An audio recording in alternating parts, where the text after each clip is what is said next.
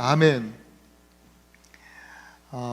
올해는 성경의 인물들을 통해서 하나님의 말씀의 은혜를 우리가 함께 받기로 했는데요. 오늘은 한 사람 인물이 아니라 한 가정의 이야기를 좀 하려고 합니다. 하나님께서 복이 될지라 라고 말씀하시면서 아브라함에게 언약을 내려주셨어요. 이 언약을 체결해 주시면서 100세에 얻은 이삭 그 아들에게로 하나님의 언약이 그대로 이어지게 됩니다. 그 이삭은 40세에 리브가라고 하는 여인과 결혼을 하고 20년 만에 아이를 갖게 되죠. 아이를 20년 만에 낳는데 쌍둥이였어요. 첫째 아들이 태어나는데 이 아이가 아주 혈색이 좋고 털이 많고 아주 건강합니다. 그래서 이 아이를 털이 많고 참 거칠다라는 그런 이름의 그런 뜻의 에서라고 하는 이름을 지어 주었어요. 그리고 형이 나오자마자 바로 동생이 또 딸려 나오는 거예요. 얘가 형의 발 뒤꿈치를 잡고 같이 이제 나옵니다. 여러분, 쌍둥이들은 요즘 보면 여러분들도 쌍둥이들을 이제 만나보면 물어보면 몇 분 형이다, 뭐 나는 몇 분 동생이다, 그런 이야기를 많이 듣습니다. 요즘 뭐 의술이 좋아서 몇 분 정도 이렇게 하지만 예전에는 뭐 몇 시간 차이 나는 건 기본이고 뭐 하루 이틀 차이도 났다 그래요. 근데 요즘에도 이렇게 형의 발 뒤꿈치를 잡고, 동생이 쌍둥이지만 뒤꿈치를 잡고 나오는 일은 굉장히 이례적인 일입니다. 이런 일이 잘 없습니다. 여하튼 날 때부터 형에게 지기 싫어하는 이 동생이었습니다. 얘는 형과는 좀 다르게 생겼더라고요. 낳으니까 얘는 굉장히 곱상하고 또 귀엽게 생겼어요. 근데 처음 말씀드린 대로 형 발 뒤꿈치를 잡고 나왔다 해서 그 마을 뜻인 야곱이라고 이름을 지어 주었어요. 왜 이렇게 이름을 직관적으로 지었는지는 모르겠지만 발 뒤꿈치를 잡았다라는 그 야곱이라는 이름의 뜻은 사실 속이는 자, 또 사기꾼, 이런 뜻도 같이 있어요. 이렇게 이 가정에, 이삭 가정에 천성이 완전히 다른 이란성 쌍둥이가 태어난 겁니다. 아들 하나도 복인데 한 번에 아들 둘이 이렇게 이 가정에 하나님께서 은혜로 주셨습니다. 축복이죠. 많은 이들이, 또 젊은이들이 좋아하는 영화 중에 스파이더맨이라고 하는 영화가 있죠. 거기에 나오는 유명한 대사가 있습니다. 큰 힘에는 큰 책임이 따른다, 이런 말입니다. 이 말은 사실 성경에 흐르는 메시지이기도 합니다. 하나님께서 주시는 은혜와 축복이 바로 힘이죠. 능력입니다. 그렇기 때문에 그 하나님의 은혜와 하나님의 축복에는 책임이 따릅니다. 복을 받은 사람은 그 복에 대한 책임으로 마땅히 우리의 삶의 자리에서 복이 되어야 하는 것이죠. 쌍둥이를 주신 것은 갑절의 은혜를 주신 거예요. 큰 축복입니다. 따라서 이 가정에는 그에 따른 큰 책임이 있었어요. 이 이삭 가정에 뿐만 아니라 오늘 우리에게도, 오늘 예수 그리스도 안에서 큰 은혜를, 구원의 은혜를 받고 살아가는 우리 그리스도인들 모든 가정에 하나님께서 놀라운 은혜와 축복을 주신 거예요. 그렇다면 우리들에게도 그에 따른 큰 책임이 있는 것이죠. 그 거룩한 책임을 우리가 오늘 어떻게 감당하며 살고 있는가, 우리의 삶을 한번 돌아보아야 할 줄로 믿습니다. 오늘 본문을 통해서, 또 이 가정을 통해서 하나님께서 우리들에게 세 가지 책임에 대해서 말씀해 주시는데 그 첫 번째 책임이 바로 사랑의 책임입니다. 사랑의 책임. 여러분, 언약 공동체, 성경에 보면 하나님께서 언약의 관계 아래 세우신 공동체가 두 개, 가정, 구약에서는, 그리고 신약에 오면 이제 교회가 세워지게 됩니다. 가정과 교회는 사랑의 관계 위에 세워진 것입니다. 가정, 곧 부부죠. 부부로 시작하잖아요. 부부는 사랑의 관계 안에 있습니다. 부부는 사랑해야 합니다. 당연한 얘기죠. 근데 요즘에는 가족끼리 그러는 거 아니에요. 그러대요. 가족끼리 부부가요, 오래 살면 또 의리로 사는 거죠, 목사님. 여러분, 아무리 오래된 부부라도 의리로 사는 거 아닙니다. 사랑으로 사셔야 됩니다. 사랑으로. 이렇게 표정들이 굉장히 굳어지시는데 사랑으로 사셔야 됩니다. 끝까지 사랑으로 살아가는 것이 부부죠. 사랑은 조건 없이 희생하는 겁니다. 헌신하는 것입니다.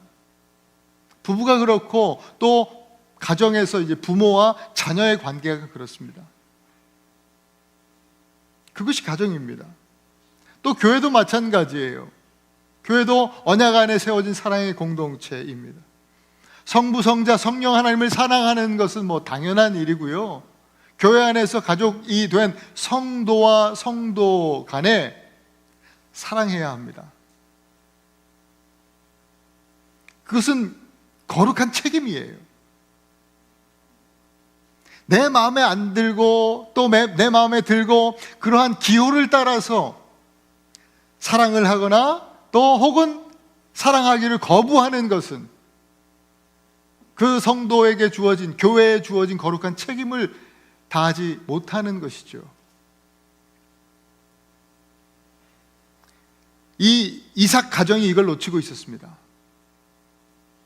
부부가 각각 이 쌍둥이 아들을 각각 사랑했어요. 편애한 것이죠. 부모님들, 여기 많은 부모님들 계신데 저를 포함해서 여러분, 자녀들 편애하면 안 됩니다. 자녀 편애하면 안 됩니다. 아이가 여럿이면 성향상 좀 쿵짝이 맞는 자녀가 있죠. 저희도 5 아이들 중에 솔직히 지금 우리 애들이 여기 있는지 모르겠지만 일부 예배 드려고 갔지만 하여튼 솔직히 저랑 쿵짝이 맞는, 좀 성향이 맞는 아이가 있습니다. 그게 솔직한 얘기입니다. 저를 닮은 아이가 있어요. 생각도 비슷하고 또 이 음식 성향도 비슷하고 모든 게 비슷해요. 그렇다고 제가 그 아이를 편애하진 않습니다. 뭐라고 해? 편애하지 않습니다. 이것 때문에 사실 기도도 했어요. 저랑 워낙 다른 애가 살짝 미워지려고 하는 마음도 들었었던 적이 있어서, 하나님 절대로 어떤 상황 속에도 편애하지 않도록 도와달라고 열심히 기도했습니다. 어느 날 저희 어머니가, 제가 예전에도 한번 그런 말씀을 드린 적이 있는데, 애들을 많이 낳다 보니까 저희 어머니 전화하셔가지고 솔직히 5 아이 중에 누가 제일 예쁘냐는 거예요. 제일 사랑스럽냐는 거예요. 아니, 애들이 내 새끼들인데 다 이쁘다고, 다 100% 사랑한다고. 거짓말하지 말라는 거예요. 당신은 제가 제일 예뻤다는 거예요. 제 장남이었거든요. 동생들이 보면 안 되는데. 근데 편애하지 않기로 그렇게 결단하고 기도하고 했더니 그런 마음을 주셨어요. 감사하게도. 중요합니다, 여러분. 오늘 본문에는 이삭이 장남 에서를 사랑했대요. 그 에서를 사랑한 이유가 좀 황당해요. 에서가 잡아온 고기가 맛있어가지고 에서를 사랑했다는 거예요. 여러분, 다 그렇진 않지만 남자들이 심플해요. 단순하고 무식하죠. 그죠? 우리 남편들. 집에서 키운 그 양보다 바깥에서 잡아온 이 자연산 사냥고기가 더 맛있다, 뭐 이런 거죠. 그래서 에서를 더 사랑했어요. 엄마 리브가는요, 동생 야곱을 사랑했답니다. 오늘 본문에는 이유가 써 있지 않아요. 근데 추측은 해볼 수 있어요. 이 아이들이 임신하고 있을 때 뱃속에서, 쌍둥이니까요, 두 녀석이 워낙 이 뱃속에서부터 싸웠나 봐요. 이 태동이 그냥 너무 심하니까 너무 배도 아프고 힘들어서 하나님 앞에 기도를 했어요. 그때 하나님께서 리브가에게 임하셔서 말씀해 주신 부분이 있는데요, 오늘 25장 23절 우리가 읽기 바로 전에 이런 말씀을 주셨어요. 한번 같이 읽어볼까요? 시작. 두 국민이 내 태중에 있구나. 두 민족이 내 복중에서부터 나누이리라. 이 족속이 저 족속보다 강하겠고 큰 자가 어린 자를 섬기리라. 큰 자가 어린 자를 섬기리라. 이렇게 말씀하셨단 말이죠. 이 말씀을 들은 리브가, 이 엄마는 작은 애가 성공하겠구나, 작은 애가 잘 나가겠구나, 이런 마음을 가졌던 것 같아요. 아마 이것이 리브가가 작은 아이 야곱을 편애한 이유가 아닐까, 그렇게 추측이 됩니다. 실제로 이런 편애의 결과로 이 쌍둥이 형제는 남보다 못한 원수같이 이제 살아가게 되죠. 이렇게 편애 속에 자란 아이들도 똑같이 편애하는 삶을 살아요. 특히 야곱의 삶에 대한 이야기들은 성경에 굉장히 창세기에 많은 부분에 할애되어서 나오지 않습니까? 야곱이요, 와이프가 4명이에요. 4명. 얼마나 또 4명 똑같이 사랑하지 못했죠. 편애하는 와이프가 있어요. 그죠? 그리고 아들을 12를 낳았는데 그 아이들 중에도 11번째 아들 요셉을 유독 편애했어요. 그 편애함으로 말미암아 형제들이 그 형제를 그냥 노예로 팔아버리는, 인신매매해버리는 그냥 그런 황당한 일이, 정말 너무나 안타까운 일이 그 가족들 간에 일어나지 않습니까? 야곱이 그 인생의 말년에 자기 인생을 이야기하면서 참 험난한 세월을 살았다고 고백합니다. 그 인생의 험난함이요, 편애받고 또 편애하는 삶에서 출발했다고 해도 과언이 아닐 것입니다. 2017년 가정의 달에 이 중앙일보를 통해서 이런 기사가 나왔습니다. 부모의 편애, 가족 간 소송 하루 7건이라는 제목의 기사였습니다.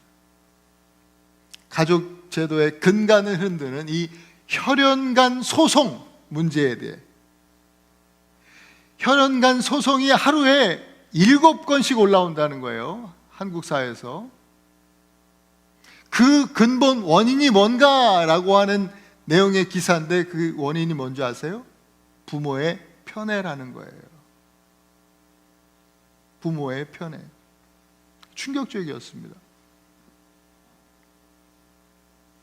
여러분, 우리는 가정에서 또 똑같은, 영적으로 똑같은 이 가족 공동체, 이 교회 안에서 정말 책임 있게 사랑해야 합니다.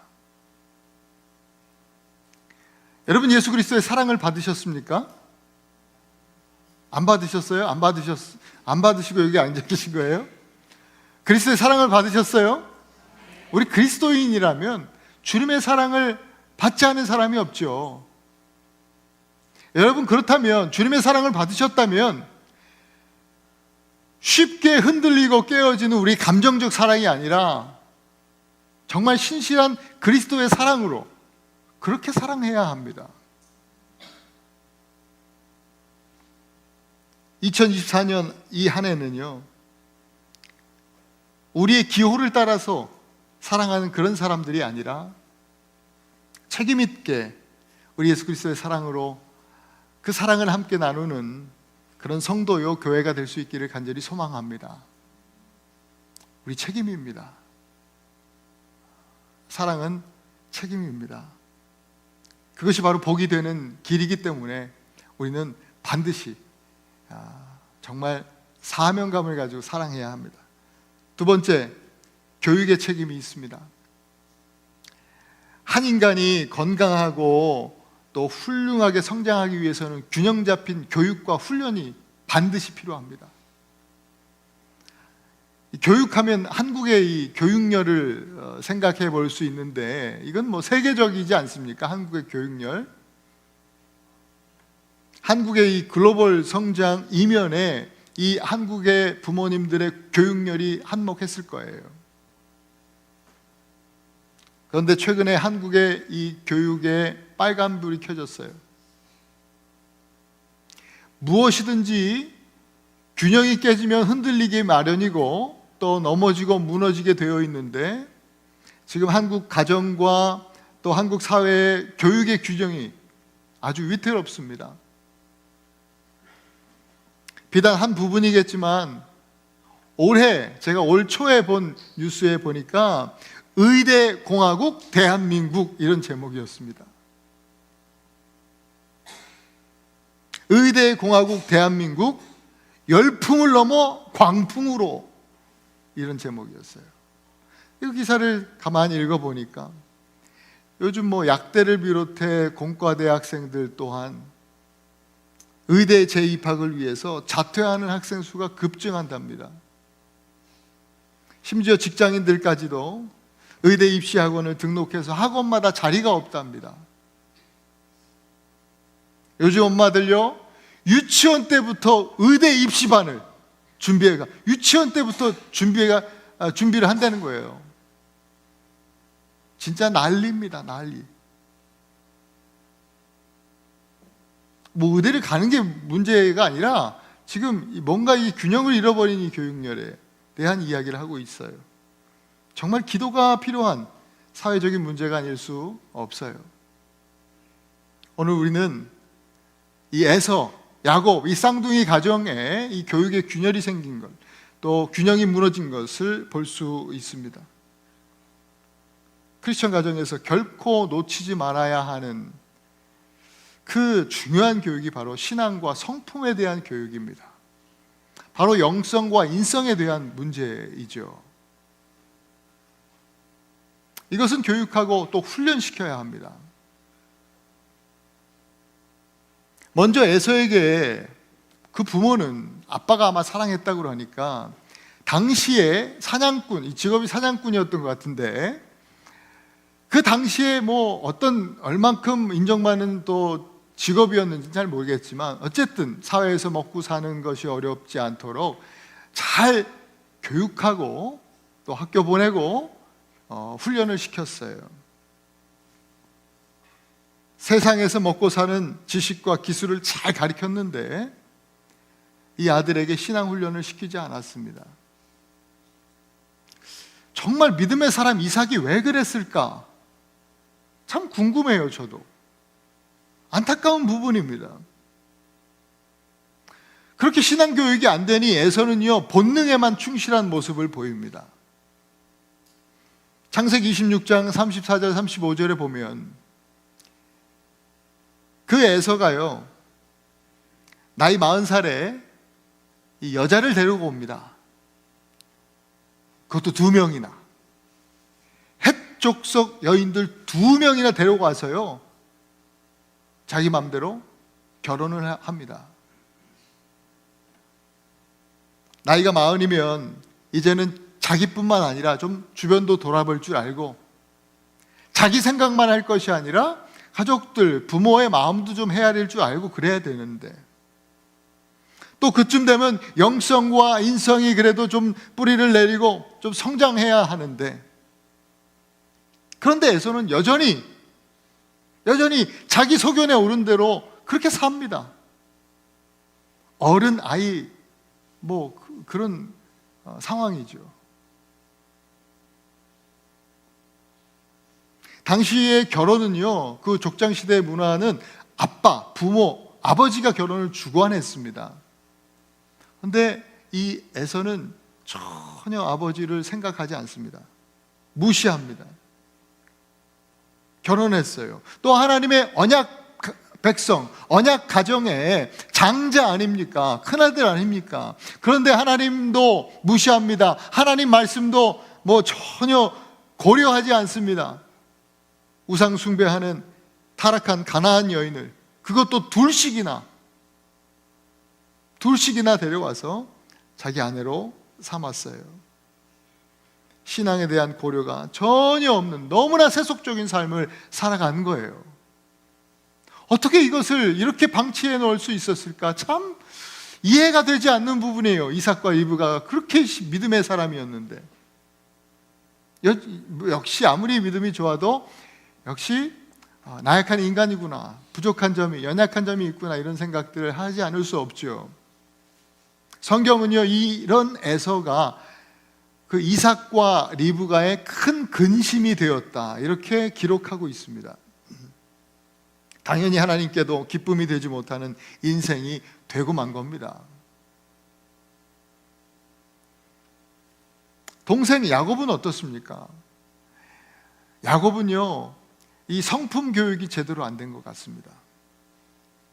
인성 훈련을 소홀히 시킨 거예요. 소홀히 여긴 거예요. 이 엄마 리브가가 야곱을 사랑했잖아요. 야곱을 편애하면서 형을 속이고 아버지를 속이는 것에 대해서 대수롭지 않게 그냥 늘 그렇게 넘어갔어요. 나중에는 오히려 리브가 엄마 자기가 이 사기에, 아버지 속이는 이 사기에 판을 다 짜주잖아요.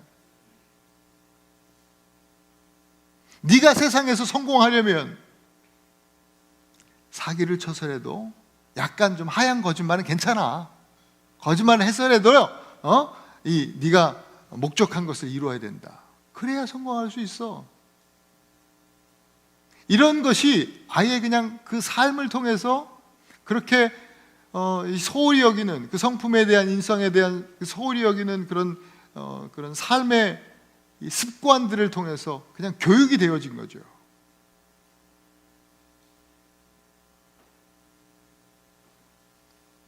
아이가 뱃속에 있을 때 큰 자가 어린 자를 섬길 것이다, 하나님 말씀해 주셨으니 분명히 그 생각을 갖고 있었을 거예요. 그렇다면 하나님을 믿는다면 그 말씀을 믿고 하나님께 이 아들을 맡겨드려야죠.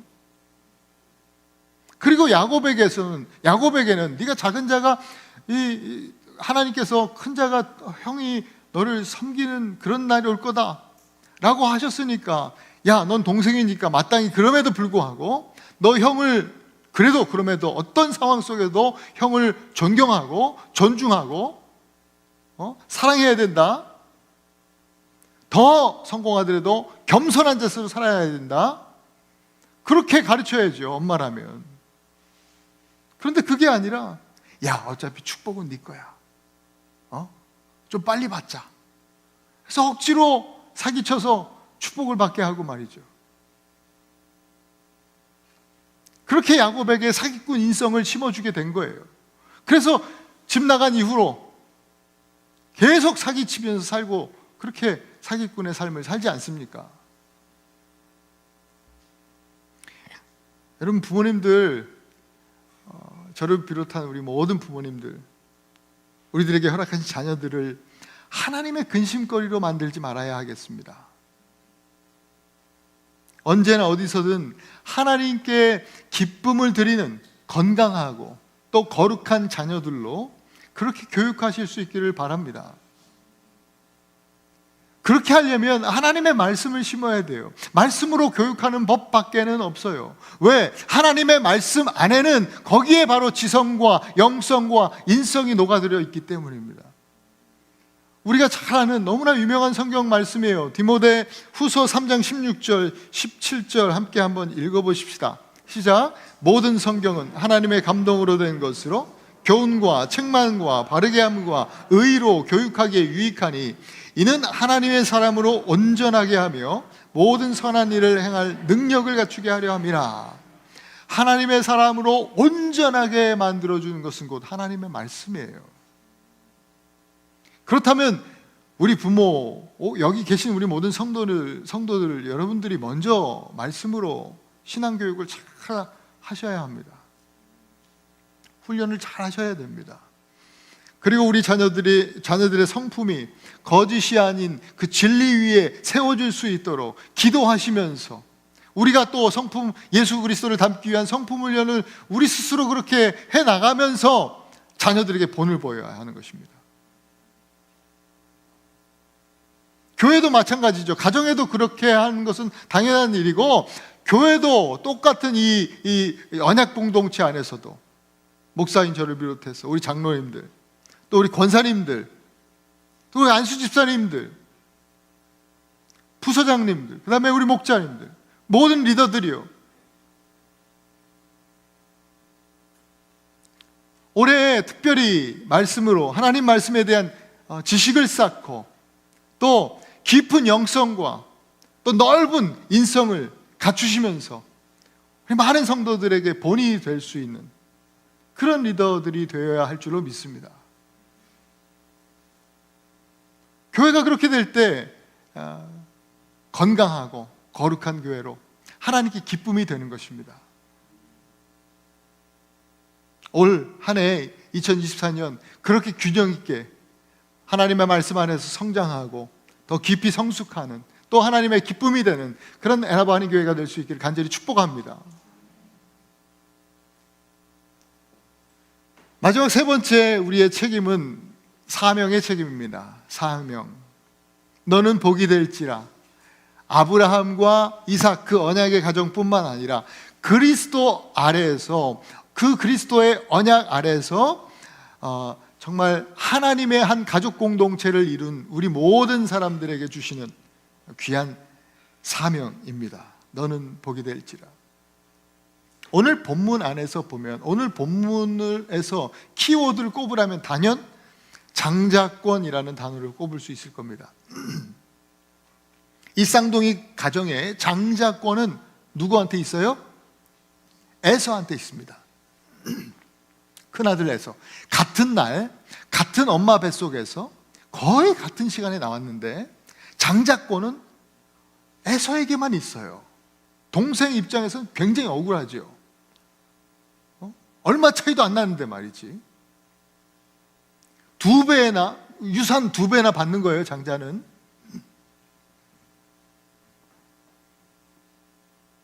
억울하죠. 근데 여기서 장자권은 실은 그냥 아버지 유산을 2배로 받는다? 그런 의미만 가진 것이 아니에요. 출애굽기 34장 19절을 한번 같이 읽습니다. 시작. 모든 첫 태생은 다 내 것이며 내 가족의 모든 처음 난 수컷인 소와 양도 다 그러하며. 여러분, 처음 난 첫 태생이 하나님께 속했다라고 하는 메시지는 구약 성경이 계속해서 우리에게 주시는 메시지예요. 처음 난 것이 주님께 속한 것이다 라고 주님은 우리에게 가르쳐 주셨어요. 장자는 하나님께 속한 아들이라고 하는 거예요. 하나님께 속해 있다라고 하면 하나님이 책임지신다는 거예요. 하나님이 인도하시고 그의 인생을 하나님이 보호하시겠다라고 하는 약속이 장자권에 있어요. 그러니까 중요하죠.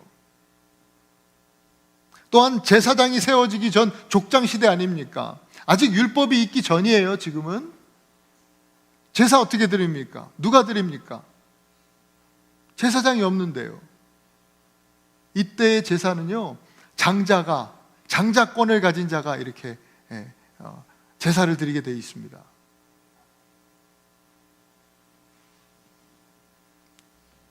이 장자권은 바로 제사장의 특권을 가진 사람이에요. 제사장의 특권은 한마디로 뭐예요? 예배하는 것이죠. 예배. 하나님께 나아갈 수 있는 특권이에요. 거룩하신 하나님께 함부로 나아갈 수 없어요. 이 죄인 인간들이요. 그러나 장자권을 가진, 이 제사장의 특권을 가진 자는 하나님께 나아갈 수 있는 그 놀라운 은혜를 받는 것이죠. 엄청난 특권이자 사명인 겁니다. 본인이 나아가는 것, 그것이 축복이고요. 또 나아감과 동시에 우리 가정, 모든 이 같은 이 공동체 안에 있는 모든 사람들을 하나님과 연결시키는 중보자의 역할, 이 제사장 역할 아닙니까? 사명이죠. 그런데 에서는 이걸 소홀히 여겼다 한 것입니다. 하루 종일 일하고 들어오니까 피곤해요. 힘들어요.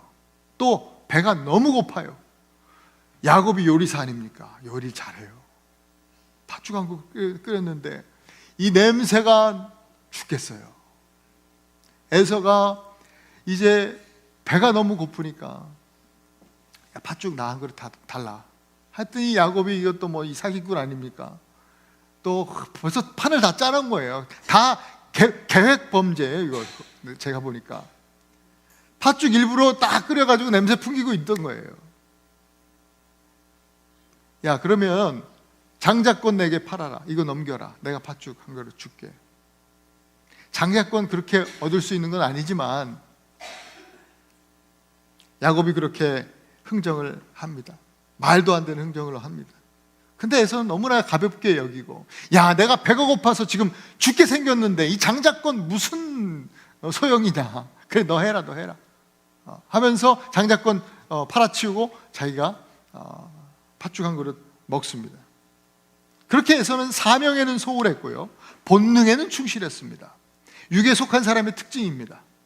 사명은 소홀히 여기고 이 본능에는 충실한 그런 삶이죠.